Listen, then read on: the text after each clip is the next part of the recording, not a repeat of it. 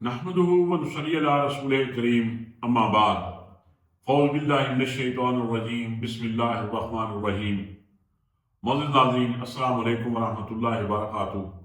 میں ہوں میاں محمد اکرم آپ کی خدمت میں حاضر۔ ناظرین، ہماری پنجاب کی 47 نمبر وزیر اعلیٰ نے پبلک کے لیے رمضان کی نسبت سے فری راشن کا ایک پیکج دیا ہے۔ اس پیکج کے اعلان کے ساتھ جو انہوں نے ایک بات کی ہے وہ بڑی مضحکہ خیز ہے کہ یہ فرمایا ہے کہ حالانکہ مجھے کچھ وزراء شکایات بھی کر رہے ہیں عوام کے حوالے سے، لیکن ان کی شکایات کو نظر انداز کرتے ہوئے میں نے عہد کیا ہے کہ جن لوگوں نے مجھے ووٹ دیا ہے ان کو بھی یہ راشن ملے گا اور جنہوں نے نہیں دیا ان کو بھی ملے گا۔ پہلی بات تو یہ ہے کہ محترمہ کو یہ کہنا چاہیے تھا کہ جنہوں نے بھی مجھے ووٹ نہیں دیے انہی کو ملے گا، کیونکہ آپ کو تو ووٹ ملے ہی نہیں ہیں۔ یا پھر آپ کے پاس کیسی ایسی ٹیکنالوجی آ گئی ہے کہ آپ کو پتہ چل جائے گا کہ آیا کہ اس بندے نے مجھے ووٹ دیا ہے یا ان لوگوں نے مجھے ووٹ نہیں دیا۔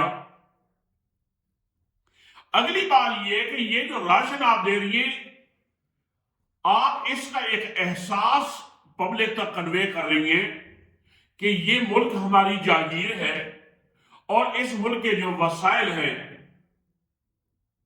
وہ ہماری ملکیت ہے۔ تو میری ان 47 نمبر کی وزیر اعلیٰ سے گزارش یہ ہے کہ بی بی وہ دور اب چلا گیا، اب لوگ سمجھ چکے، اب جو اس ملک کے حقیقی وارث ہیں، اس ملک کے جو وسائل ہیں، ان کے جو حقیقی وارث ہیں وہ اب الحمدللہ وہ جاگ گئے ہیں۔ یعنی کہ آپ کا یہ اس پیکج کا اعلان کرنا ایسے تھا جیسے آپ اپنی جیب سے دے رہے ہو، لیکن اب وہ پہلے والے حالات نہیں ہیں۔ اب ہر پاکستان کا شہری، وہ بے شک ان پڑھ ہے یا تعلیم یافتہ ہے، وہ آپ کو اور اپنے حقوق کو اچھی طرح سے سمجھ گیا ہے، اور جس طرح آپ خدمت کرنے پہ تلی ہوئی ہیں پنجاب کے حوالے سے، یہ پنجاب کے لوگوں کو جو انہوں نے نظام کے خلاف اپنے ووٹ کے ذریعے ایک بہت بڑی بغاوت کی ہے، ان کی حقیقی آزادی کے لیے جو انہوں نے سٹینڈ لیا ہے، اس کی میرے خیال میں آپ جو سزا ہے وہ آپ حقیقی انتقام کی صورت میں آپ نے لینا شروع کر دیا ہے۔ بجلی کے ریٹ بڑھ گئے، گیس کے ریٹ بڑھ گئے، پیٹرول کے ریٹ بڑھ گئے، اور آپ کو غصہ ہے، آپ کو جس طرح غصہ ہے عوام پہ کہ انہوں نے ووٹ کے ذریعے اس نظام کے خلاف یا چند خاندانوں کے خلاف بغاوت کا جھنڈا بلند کیا ہے، تو ظاہری بات ہے کہ آپ ان کے لیے کون سے ایسے پروگرام یا کون سے ریلیف کا آپ کا کوئی ارادہ ہو سکتا ہے؟ قطعا نہیں ہو سکتا۔ عمران ریاض کو اٹھوا لیا گیا، پھر سے ایک کیس سے بری ہوا، دوسرے میں اس کو ڈبا دیا، یعنی کہ وہی حرکتیں ہیں۔ یعنی کہ وہ کہتے تھے نا، کسی استاد نے کسی اپنے شاگرد سے زیادتی کی تو لوگوں نے پکڑ کر اس سے جب انکوائری کی تو اس نے یہی بات کی کہ جی بات سیدھی سی ہے، جیسے ہم پڑھے تھے ویسے پڑھائیں گے۔ تو بی بی، آپ جس خاندان سے ہیں، جس خاندان نے اس ملک کے ساتھ کیا ہے، ان ملک کے عوام کے ساتھ جو کیا ہے، آپ نے بھی وہی کرنا ہے۔ اس سے بڑھ کر آپ کے اندر کوئی ایسی صلاحیت ہے ہی نہیں، لیکن اب آپ کی ایکسپائری ڈیٹ اس نظام کے ساتھ بالکل آ چکی ہے۔ ناظرین، ایک اور خبر کہ عمران خان نے جیل سے ہی پبلک کو کال دی تھی ہفتے کے لیے، مینڈیٹ چوری کرنے کے خلاف احتجاج کے لیے پورے ملک میں زبردست قسم کا پروٹیسٹ ہوا، اور اس پروٹیسٹ پر لاہور سے خاص کر بہت زیادہ پولیس کی عوام کے اوپر کارروائی ہوئی، بہت زیادہ گرفتاریاں ہوئی، لیکن عجیب عجیب مناظر سامنے میں آئے، دیکھنے کو ملے کہ ایک پولیس افیسر ایک رپورٹر کو یہ کہہ رہا ہے کہ خدا کے لیے یہ میری ویڈیو آپ نے نہیں چلانی، میں آپ کو حقیقت بتا دوں کہ ہماری سب کی ہمدردیاں بھی پی ٹی آئی کے ساتھ ہیں، ہم بھی آپ کی طرح، ہم بھی عمران خان سے بے بہا محبت کرتے ہیں، ہم بھی اس نظام سے اتنی ہی نفرت کرتے ہیں جتنی پبلک کر رہی ہے، ہم بھی وہی چاہتے ہیں، حقیقی آزادی چاہتے ہیں جس کے لیے آپ پروٹیسٹ کر رہے ہیں۔ جو مینڈیٹ چوری ہوا ہے اس کے ہم بھی خلاف ہیں، ہم بھی سمجھتے ہیں، لیکن آپ کو کیا بتائیں کہ اگر ہم ایسا نہ کریں تو پھر یہ ہمیں طرح طرح کی سزائیں دی جاتی ہیں، یہاں تک کہ ہمیں جرمانے لگائے جاتے ہیں۔ تو یہ بات بھی سمجھ میں آ گئی کہ اب ادارے کے کچھ لوگ بھی تو وہ ان کی گود میں بیٹھ کے کھیل رہے ہیں، لیکن میجارٹی لوگ ایسے ہیں جو اس نظام کو سمجھ چکے ہیں، اور ان قریب وہ بھی اس شاید جو ایک تحریک چل نکلی ہے، چل اٹھی ہے، اس کے ساتھ اب شاید اداروں میں کام کرنے والے لوگ بھی شامل ہونے لگ جائیں، حالات یہی لگ رہے ہیں۔ ناظرین، محمود خان اچکزئی نے اسمبلی میں جو تقریر کی، میں کہتا ہوں کہ ان کی جرأت کو ہم تو سیلوٹ پیش کرتے ہیں ایسے لوگوں کو۔ اور پھر جو ایک کمال انداز میں جو عمران خان نے جیل میں بیٹھ کر جو کارروائی کی ان سیاسی خاندانوں، سیاسی ان پنڈتوں کے خلاف، میں کہتا ہوں کیا کہہ رہے ہیں، بس وہی ہے کہ جس کے ساتھ اللہ کی مدد شامل ہوتی ہے تو پھر اللہ اس کا سینہ بھی اور اللہ اس کا دماغ بھی کھول دیتے ہیں۔ یہ میرے اللہ کا خاص کرم ہوتا ہے جو عمران خان نے اپنا امیدوار صدارت کے لیے محمود خان اچکزئی کو منتخب کیا ہے۔ وہ پی ٹی آئی کی طرف سے وہ امیدوار ہوں گے، اور جو انہوں نے تقریر کی ہے، یقین جانیے کہ حقیقت میں ہی انہوں نے ایک عام آدمی کی، پبلک کی صحیح طور پہ ترجمانی کی ہے، اور ہماری اسٹیبلشمنٹ کے لیے بھی ایک بہت بڑا پیغام۔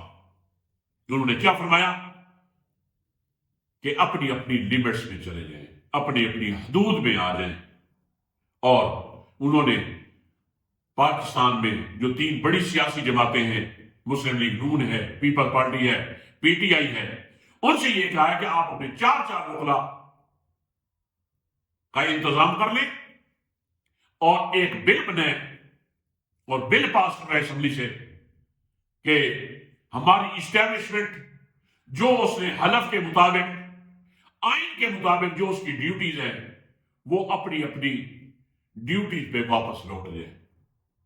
نہیں تو ہم ان کو، انہوں نے تو بڑے سخت الفاظ کہے کہ ہم نے ان کو عوام کی قوت سے، عوام کی طاقت سے ان کو چھوڑیوں تک محدود کر دینا ہے۔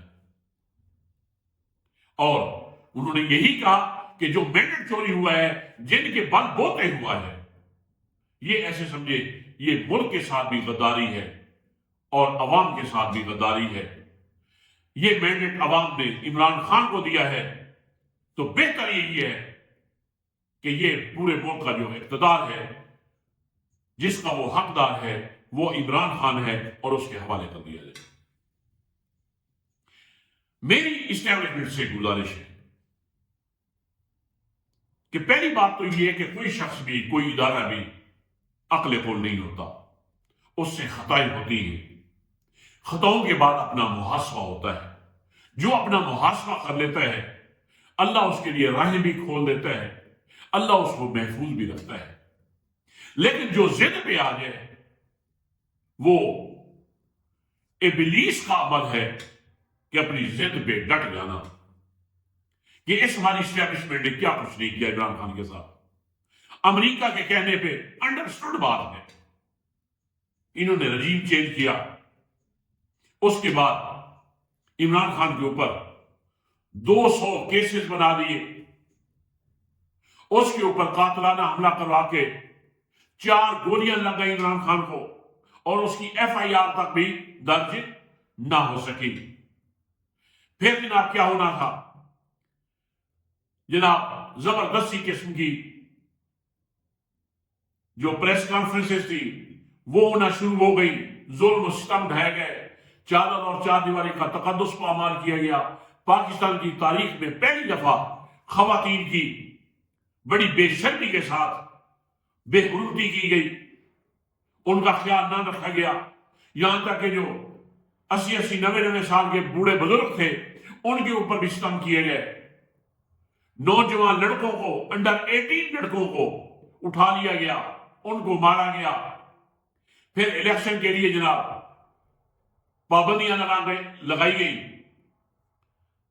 بلے کا نشان لے لیا گیا، امیدواروں کو اٹھا لیا گیا، امیدواروں کے کاغذات کو چھین لیا گیا. سب کچھ کرنے کے بعد ذرا ہوش کے ناخن لیں آپ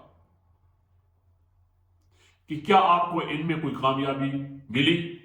نہ ملی، بلکہ اس کا جو رسپونڈ آیا اس نے آپ کو یقینی طور پر پریشان کر دیا ہے، اور آپ پریشان ہیں، اس میں کوئی شک بھی نہیں ہے. تو اب جو یہ حالات ہو چکے ہیں، اب جس طرح کے یہ لوگ اکٹھے ہو رہے ہیں، اب میری گزارش یہی ہے کہ وہ کہتے ہیں نا کہ ایک بکری کی قربانی دے کر پورے ریوڑ کو بچا لیا جائے. یہ دانش مندی بھی ہے، عقل مندی بھی ہے. آپ سے گزارش والی اسٹیبلشمنٹ سے گزارش یہ ہے کہ خدا کے لیے اس ملک کو مزید خطرات میں نہ دھکیلیں، کہ جس طرح کی اب آواز اٹھ چکی ہے یہ اب آواز دب نہیں سکتی. اس نظام کے یہ پبلک 25 کروڑ عوام اس نے بغاوت کر دی اپنی ووٹ کے ذریعے. تو خدا کے لیے ان کو مزید نہ آزمایا جائے کہ ان کو آزماتے آزماتے آپ خود اتنی آزمائش میں چلے جائیں کہ پھر شاید واپسی کا راستہ بھی ڈھونڈنے سے نہ ملے. تو وہی گزارش کہ خدا کے لیے ہوش کے ناخن لیں. لیکن لگتا یہی ہے کہ آپ کے پاس ناخن تو بہت بڑے بڑے ہیں، لیکن جو چیز نہیں ہے تو وہ صرف اور صرف ہوش نہیں ہے. تو ناظرین، اسی کے ساتھ ہی میں آپ سے اجازت چاہتا ہوں. اللہ ہمارے ملک و قوم کا حامی و ناصر ہو. اللہ تعالیٰ ان طاقتوروں کو، ان ہماری اسٹیبلشمنٹ کو، اس PDM-2 کی جو حکومت آئی ہے ان کو اللہ تعالیٰ ہدایت دے. دعا کے لیے دعا کو ہم ہر حال میں کریں گے. آگے ان کے نصیب کہ اللہ تعالیٰ کس کو ہدایت دیتے ہیں، کیونکہ ہدایت کے لیے اللہ سے ہدایت طلب کرنا یہ شرط ہے. تو ناظرین، اسی کے ساتھ میں آپ سے اجازت چاہتا ہوں. السلام علیکم ورحمۃ اللہ وبرکاتہ.